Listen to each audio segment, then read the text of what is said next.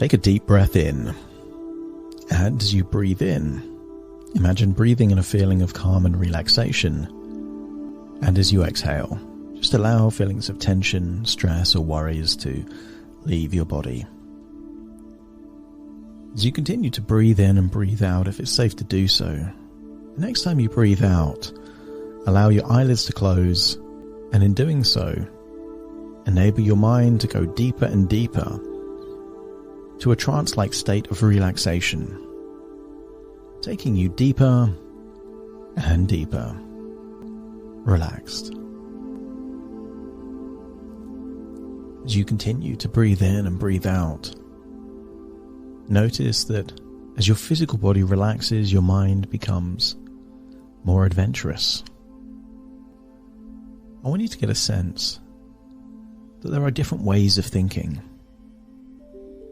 You can think in a defensive way, thinking in terms of what can avoid problems or issues. Or you can think in an offensive way, setting intentions, goals, and then using your mind to pursue them. And I wonder what you would like more. To use the power of your mind to just avoid those things that may go wrong, or to use your mind offensively to pursue the dreams, the goals, the possibilities, the things that you would really like in your life. And sometimes, isn't it good to dream a little bigger? Too much of our life is worrying about the small things, the bills,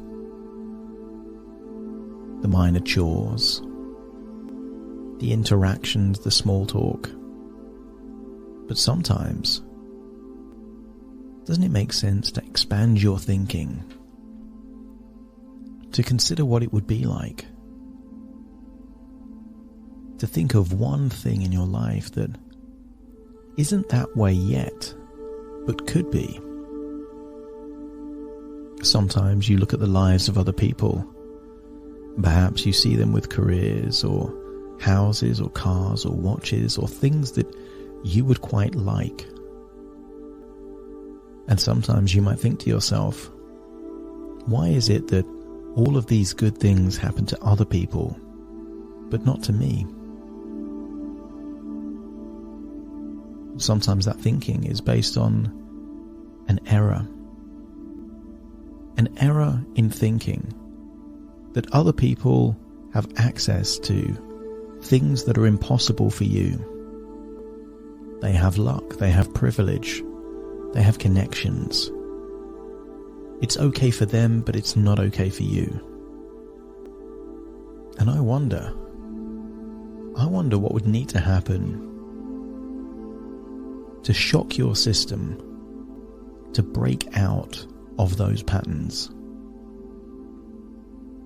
I want you to imagine you are looking into a postcard.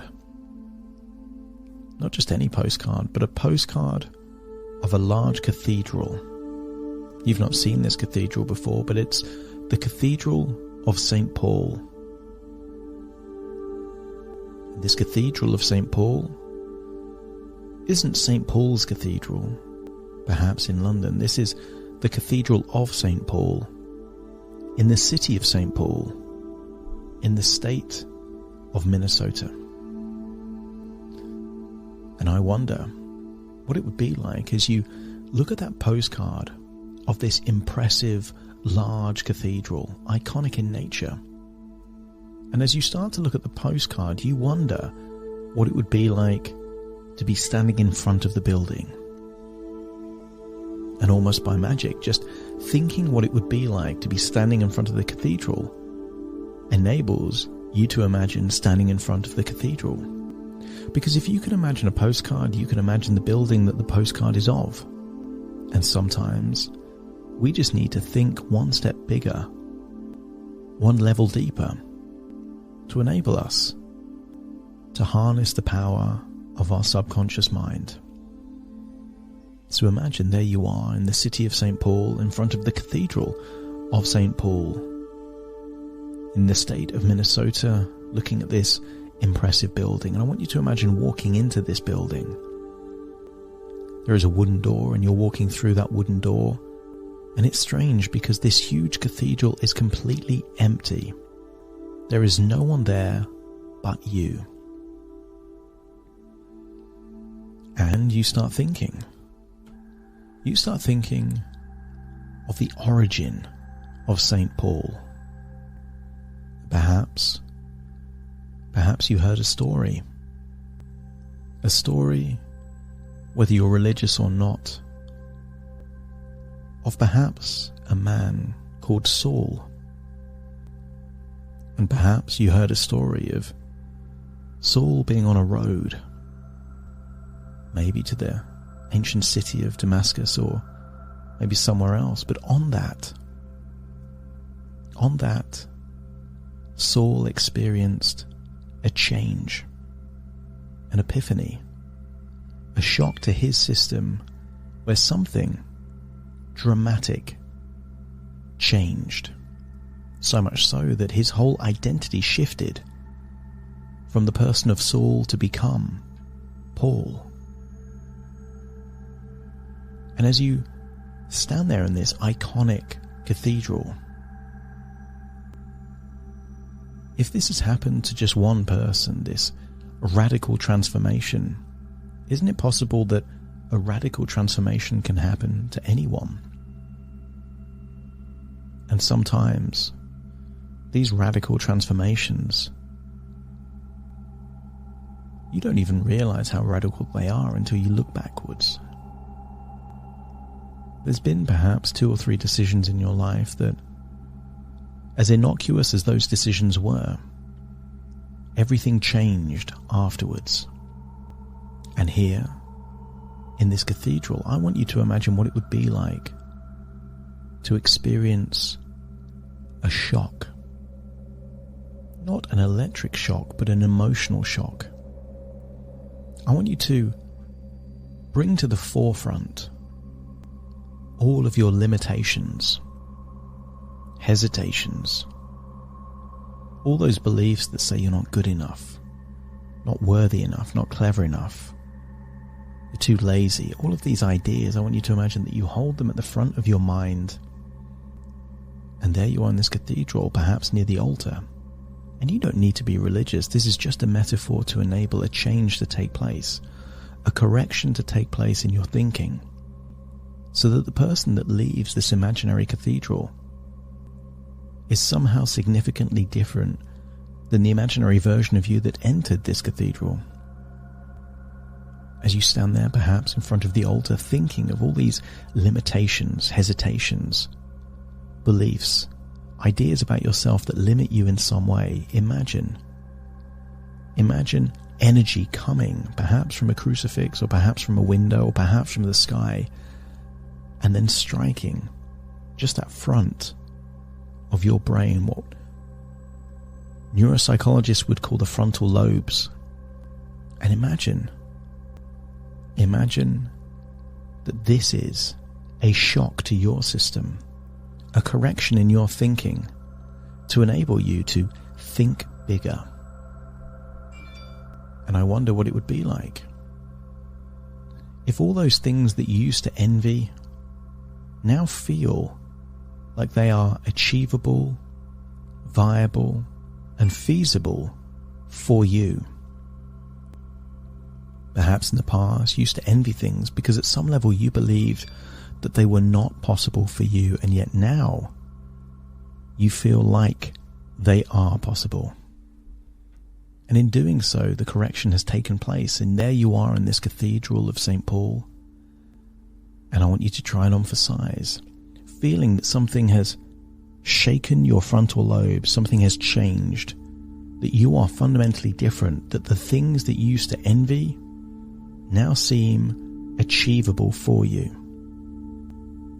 And I wonder what it would be like if you unlocked the very resources to now be offensive rather than defensive.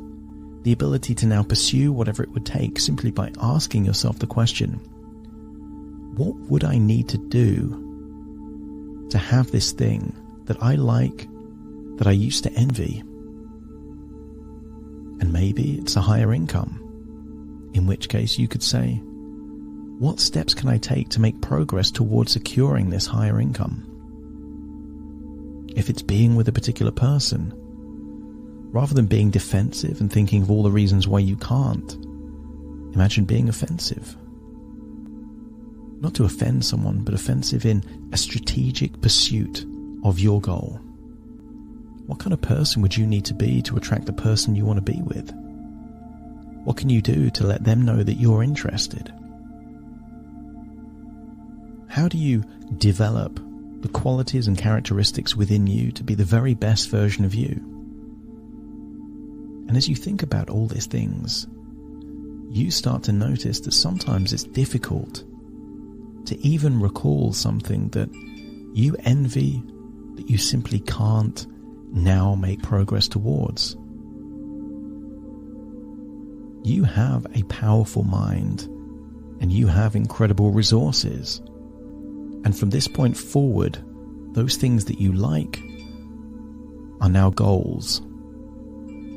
I want you to imagine that there is no need to be envious or jealous of any possessions, achievements, accomplishments, status of anyone else. It simply inspires you to be more resourceful, to work on your goals, to work on yourself. And as you leave this cathedral, you leave changed, because all of these goals are sometimes possible for some people. And now this correction in your thinking enables you to believe that they are also possible for you. You leave the cathedral, and then you realize you're still in the postcard. And the moment you recall that you're in the postcard, you now feel like you're in the body looking at the postcard. And then you recall that the postcard is just a suggestion within your subconscious mind, and actually you're listening to my voice right now.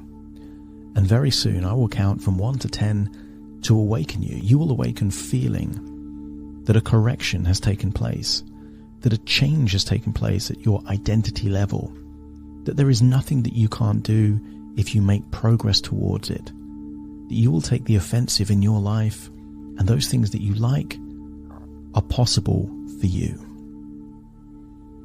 Take a deep breath in through your nose and out through your nose. Wiggle your fingers, wiggle your toes, get a sense of being in your own physical body right now as I count from 1 to 10 to awaken you.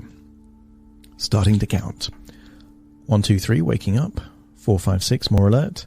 7, 8, open your eyes, open your eyes. 9, 10, wide awake, wide awake.